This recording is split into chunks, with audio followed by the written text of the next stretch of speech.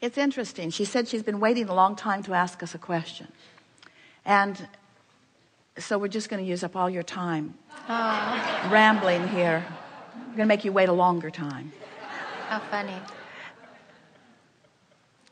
When I spoke You don't have to wait. You don't have to wait for an answer. But you do have to wait for alignment.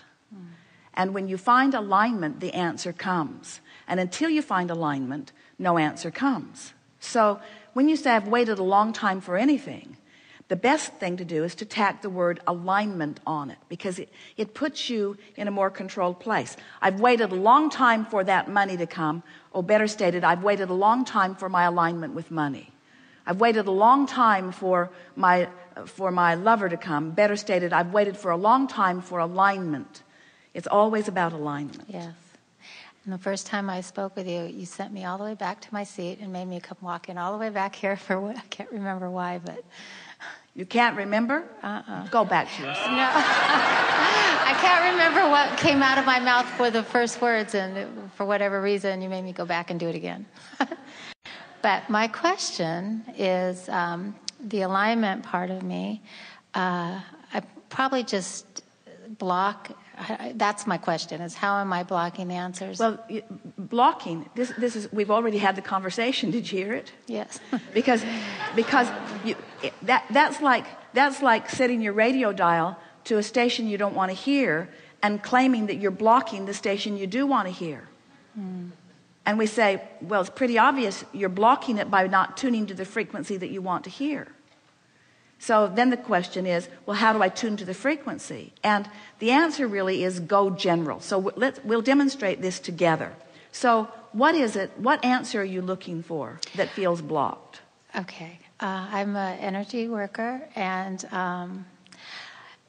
the energy I specifically like to use is called Reiki, but now that I've been doing it for so long, there's everybody else saying, well, this is this energy, and that's that energy, and this is this. And I feel at this point that it's all the same, right? There's not a specific, I do Reiki, I do whatever, this kind. I mean, when I'm working with somebody energetically, it's just source, right?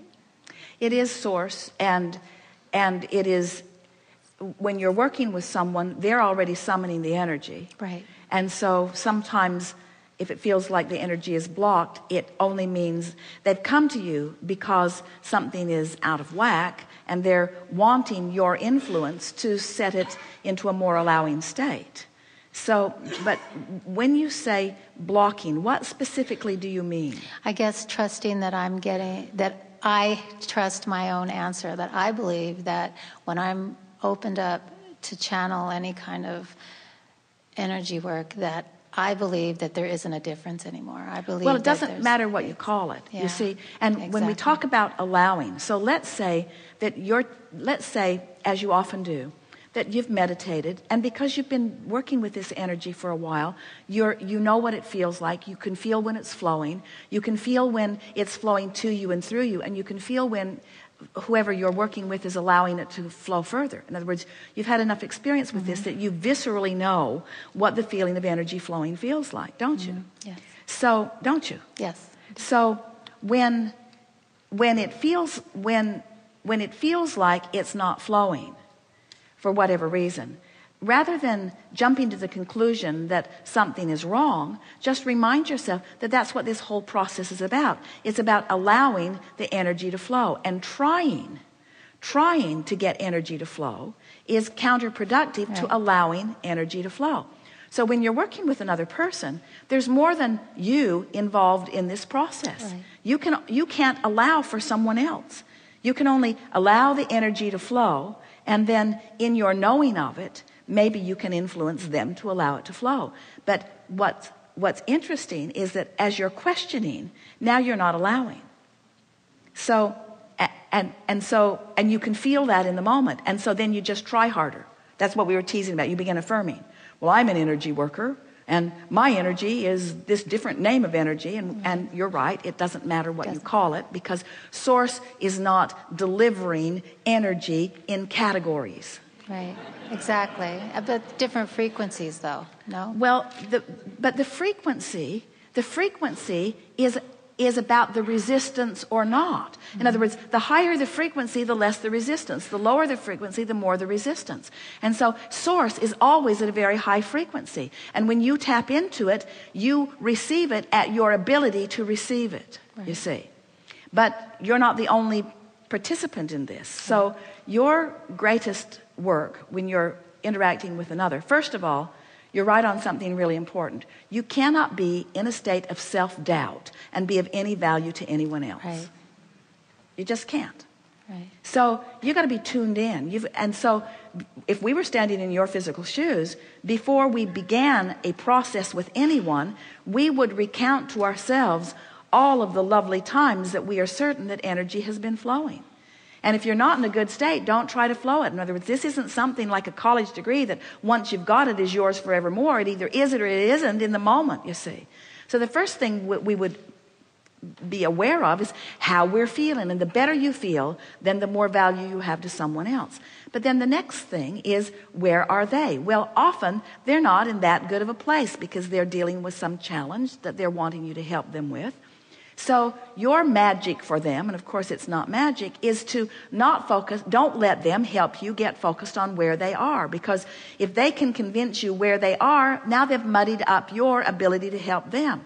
So the less you know about where they are, the more you can believe in the energy flowing, the better it is for them and for you, you see. So now let's say that you're tuning in, you're allowing the energy to flow, and it doesn't feel like you want it to feel.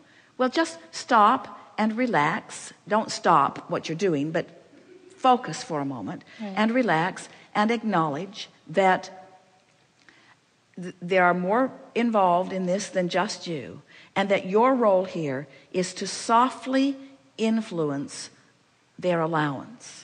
Because there's a tendency with energy workers, and it's why they argue over what to call it.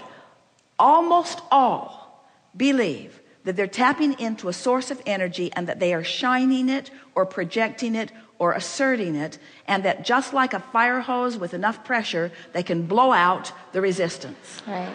And it isn't that way, because the more you try, the more it binds up. And so it really is about soft and gentle allowing.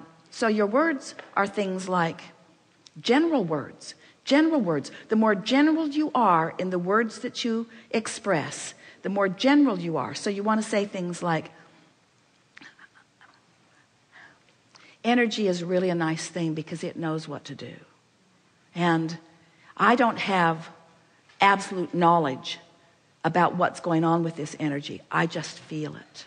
And I know that we don't have to figure it out because it holds the intelligence. That my work is just to allow it to flow. And I'm sort of an open vortex that it easily flows to. I'm someone who can just make energy a little more accessible to people. But it's not my job. I'm not going to thrust it into you. I'm just offering it for you to softly receive. And sometimes you receive it easily and sometimes not so easily, but it's all okay because it's always better. It always helps. It always helps no matter what. And that's kind of where I feel that I do, is that that's kind of where my problem is that I don't feel like I feel like people that they're like, oh, I'm seeing this happen and that's happening and all that. I just kind of feel like I'm just opening up and whatever's happening is happening. Well, here's the thing about I don't always get a visual or anything Here's like the that. thing about that. We've been saying for a long while, that the greatest advantage that someone else can offer to someone with resistance is something that's very soft and general.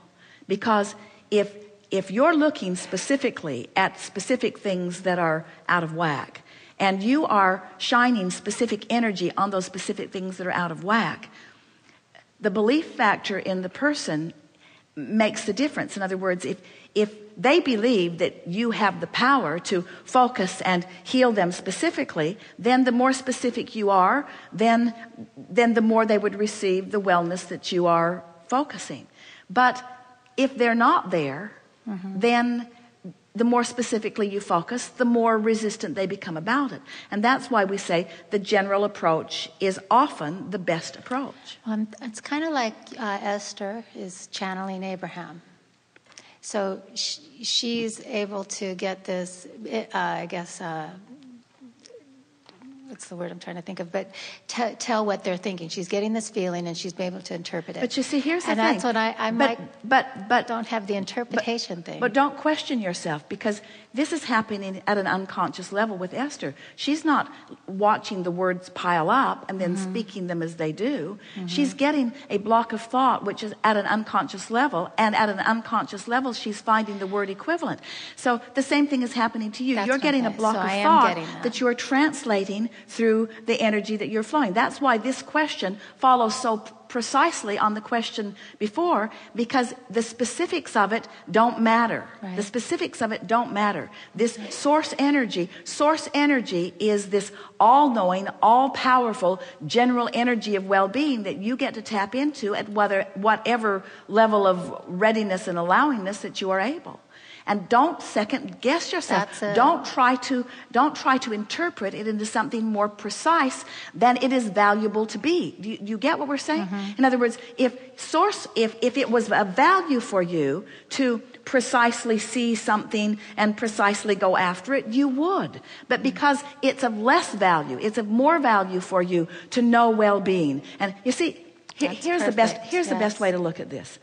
Every single person who is wanting an energy balancing, whether it's because their physical apparatus is out of whack, or they're emotionally out of whack, or for whatever reason that they're calling for it. Every single one of them has been living contrast and has identified what isn't wanted and has put into the vortex what is wanted.